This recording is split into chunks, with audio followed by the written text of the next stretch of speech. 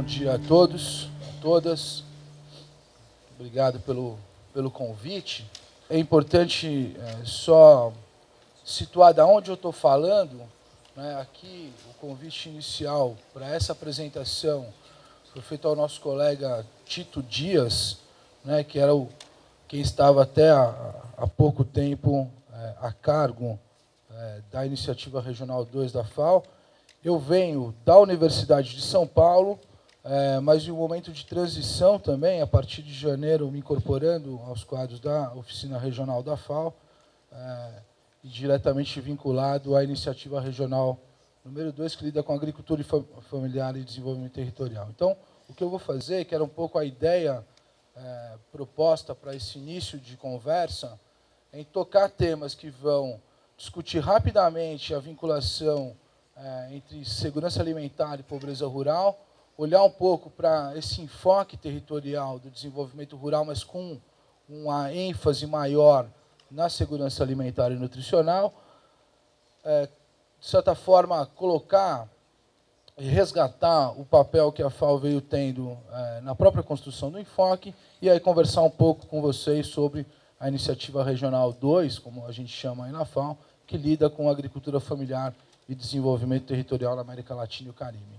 Basicamente, aqui, para a gente começar, para situar o nosso debate, principalmente o debate que, como bem colocou o Mário, está muito vinculado aos temas de como é que a gente faz, como é que a gente inova no enfrentamento de questões que permanecem.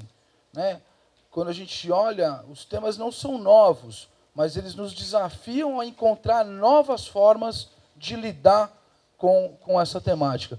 Pobreza e segurança alimentar tem uma característica muito particular, que é essa da multidimensionalidade, um fenômeno complexo e que persiste. Nós temos todas as condições de vencer a fome no continente, mas ainda temos muita coisa para fazer. Então, eu acho que aqui só para a gente ter um panorama de por que a gente está falando cada vez mais um enfoque territorial para segurança alimentar.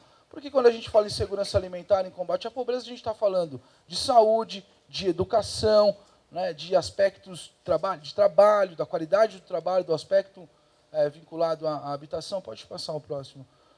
Mais ou menos com essa complexidade toda. O que a gente veio assistindo ao longo do tempo? A política pública, em geral, foi sendo construída a partir dos setores. Isso é uma herança que a gente tem no pós-guerra, não vou entrar nisso agora. Aliás, esse é um tema que mobilizou todos os países no Dia Mundial da Alimentação, a vinculação dos sistemas de proteção social e o desenvolvimento rural. Aqui, basicamente, quando a gente tenta aterrissar as políticas setoriais de saúde, de educação, de vivenda, o que a gente encontra, muitas vezes, é uma dispersão muito grande, porque o próprio desenho leva a uma desarticulação, a uma fragmentação da ação nos lugares, nos territórios. Por exemplo, se a gente olha para políticas de saúde, elas estão vinculadas, elas estão orientadas para o indivíduo ou para a família. Se a gente olha para as políticas agrícolas, ao contrário, elas estão orientadas numa agricultura mais convencional para determinados rubros, para para milho, feijão, mandioca, mais recentemente para unidade familiar ou para propriedade, mas ainda assim são políticas que muitas vezes acabam entrando em contradição, acabam gerando perdas de eficiência, acabam dificultando aquilo que elas se propõem a fazer, que é tirar o indivíduo, as suas famílias, daquelas situações de pobreza.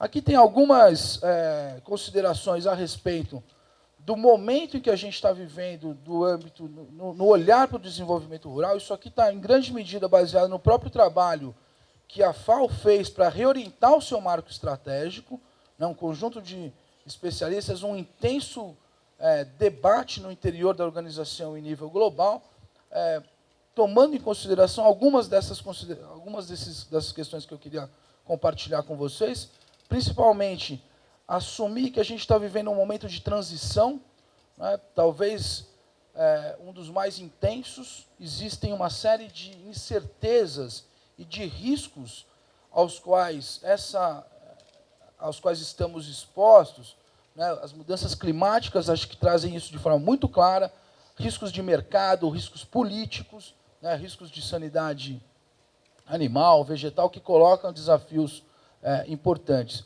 Há uma concepção cada vez mais clara entre nós de que o rural é mais do que o agrícola, e isso tem consequências extremamente importantes para as coisas que a gente vai discutir aqui hoje, e a gente assume cada vez mais a vinculação entre segurança alimentar, sustentabilidade e combate à pobreza.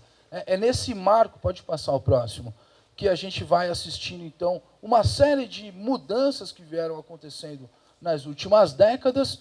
Eu destacaria aqui os impactos assimétricos dessas mudanças. Aqueles atores melhores posicionados no campo acabam ganhando com as mudanças, mas uma parcela considerável da população, principalmente da população rural, acaba perdendo com a globalização dos sistemas agroalimentários, né, com a interdependência entre o setor de energia com o setor agrícola. Enfim, né, tem uma série de considerações, pode passar o próximo, que valeria a pena a gente estar olhando. E aqui, para a nossa conversa, eu acho que 3 coisinhas são importantes, além dessa que já coloquei, da ideia do emprego rural não agrícola. Cada vez se reconhece mais a multifuncionalidade da agricultura. Acho que a terceira contribuição aqui vai trazer bastante né, essa dimensão para nós. Mas eu queria chamar a atenção para essas 2 últimas considerações aqui. Descentralização e participação. O mundo rural não ficou imune à emergência dos movimentos que conseguem cada vez mais colocar determinados temas na agenda dos governos. E, em alguma medida, e várias experiências aqui, acho que depois o secretário Humberto pode contar isso de forma muito mais precisa do que eu, se multiplicaram os espaços a partir dos quais as populações rurais podem contribuir, podem intervir na construção do seu próprio desenvolvimento. Isso, de certa maneira, configura essa mudança que vai nos levar, pode ir passando, vai nos levar a alguns desafios. Isso aqui eu deixo na apresentação depois para a gente passar, por favor. E vai chegar aqui nesse enfoque territorial do desenvolvimento. Não é algo também nada de muito novo. Né? A gente vem discutindo isso na Europa, pelo menos a partir do começo dos anos 90. Na FAO mesmo, né, hoje de manhã, conversando com o Binho aqui, lembramos do colega do Paulo Groppo, né, que já trabalhava esse tema.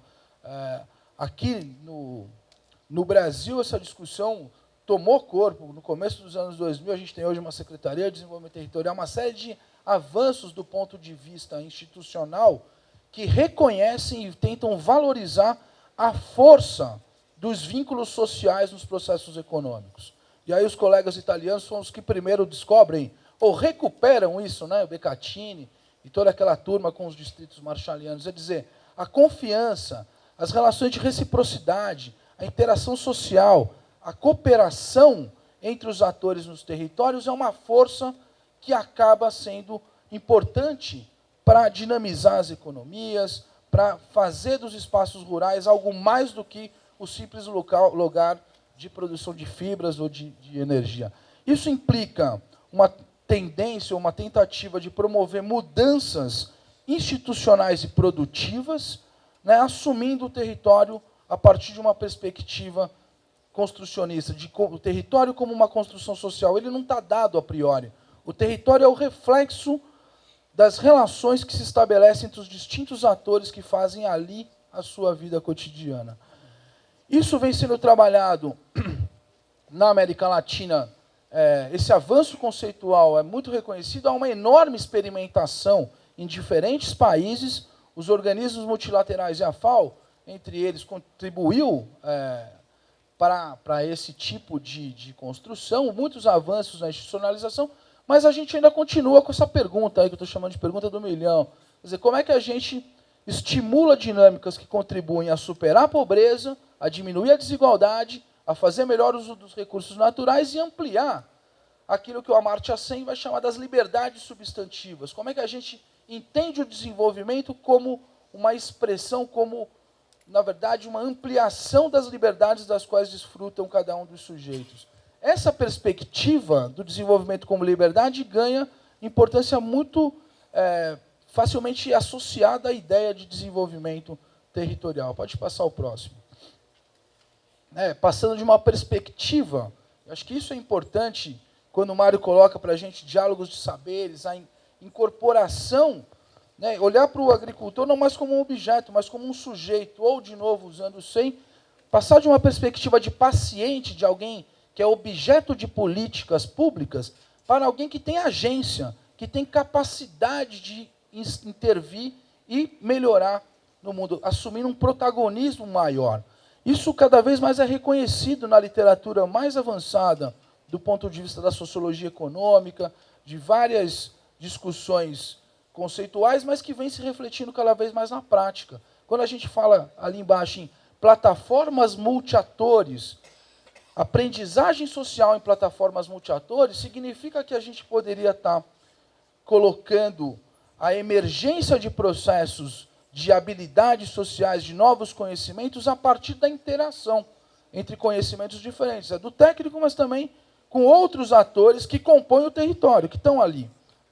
Eu acho que esse é o panorama no qual se emarca, no qual se enquadra a Iniciativa Regional 2, como a gente chama na FAO, que lida exatamente com a agricultura familiar e desenvolvimento rural territorial. Uma iniciativa, junto com outras duas na América Latina, né, no âmbito dessa nova orientação estratégica da FAO, de certa forma orientada, portanto, a trabalhar com esse segmento que, até um tempo atrás, era visto como um problema. O agricultor familiar, ou agricultor campesino, ou camponês, que a gente começou, e aqui acho que é extremamente importante lembrar, acho que aqui no caso brasileiro, o reconhecimento dessa categoria. O que acontece com ela é exatamente o reconhecimento político, institucional e cada vez mais o reconhecimento econômico, de que com uma pequena parcela da quantidade de terras disponíveis no país produz uma quantidade significativa de alimentos. Isso não é diferente para a América Latina, como a gente vai ver daqui a pouquinho. Porém, mesmo sendo um continente no qual os níveis de produção são altos, continuam crescendo, a gente mantém ainda níveis de pobreza e de insegurança alimentar e desnutrição ainda muito altos, em especial nas zonas rurais. A gente costuma sempre dizer, qual é a cara da fome e da pobreza? Mas essa cara é, em geral, feminina, indígena, no caso do continente, muito associado, talvez a gente pode pôr uma carinha meio jovem nela, de crianças, os níveis de subnutrição ainda são extremamente altos, ainda que sejamos a região que mais avançou no combate à fome e à desnutrição. Enfim, aqui a percepção de que o crescimento econômico é necessário, mas não suficiente, nos leva, então, leva os países, e a FAO, com essa característica de apoio aos países, a lançar essa iniciativa no âmbito da sua última conferência regional. Próximo. Aqui, um pouco de panorama ainda, ou seja, por que olhar para os territórios e para a agricultura familiar? Bom, porque simplesmente no nosso continente, uma pessoa do mundo rural tem 4 vezes mais chance, se nasceu no mundo rural, tem pelo menos 4 vezes mais chance de ser pobre do que quem vive na cidade. A maioria desses pobres rurais continua dependendo da agricultura, mas a gente começa a se questionar se o seu futuro está exatamente aí, se é só agricultura, ou se existem outras possibilidades de oportunidades no campo, em particular para os jovens e para as mulheres. Cada vez mais a proteção ambiental, que até um tempo atrás era vista como um impedimento, como um empecilho ao desenvolvimento, cada vez mais pode ser entendida como um trunfo, como algo que pode estar a serviço do desenvolvimento, se a gente entende o desenvolvimento como algo que vai além do crescimento econômico. Pode estar aqui uma boa fonte de geração de empregos, de trabalho. E aqui, então, essa ideia de fortalecer as instituições, de empoderar os agentes de mudança e de fortalecer as relações urbano-rurais. Aqui um pouco dos dados, a apresentação vai ficar disponível para todo mundo, Enfim, mas só para a gente não perder de vista o universo do qual a gente está falando, 60 milhões de agricultores familiares na América Latina e Caribe, produzindo uma quantidade significativa de alimentos e, em alguma medida, usando, é a cara de quem está produzindo. 80% das explorações agrícolas no continente poderiam ser caracterizados como de agricultura familiar. Basicamente, essa iniciativa, então, está tentando atuar nesses 4 âmbitos, no âmbito institucional, de inclusão, de inovação e de informação, dialogando de forma intensa com os distintos atores do desenvolvimento rural, né, partindo do compromisso político que os governos da região assumiram, tanto no âmbito da nossa última conferência regional, quanto na CELAC, com o seu plano de segurança alimentar, ou seja, a FAO, de certa forma, acaba se incorporando e dando o seu apoio técnico para a concretização dessas intencionalidades, atuando fortemente no diálogo de política entre governos, parlamentos, sociedade civil e setor privado. Algo do que a gente está fazendo aqui, em alguma medida, se trata de incentivar esse diálogo entre os diferentes atores, integrar a experiência regional, fortalecer de forma intensa a cooperação sul-sul triangulada. Acho que a gente vem fazendo isso com alguma... E o continente, a região vem aproveitando essa capacidade, essa possibilidade. A Embrapa tem participado de forma intensa em algumas missões técnicas de apoio em outros países, né? Aqui, basicamente, alguns objetivos. Quando a gente fala em incidir em políticas públicas, em pelo menos 3 esferas, ou entender as políticas públicas nas suas 3 dimensões.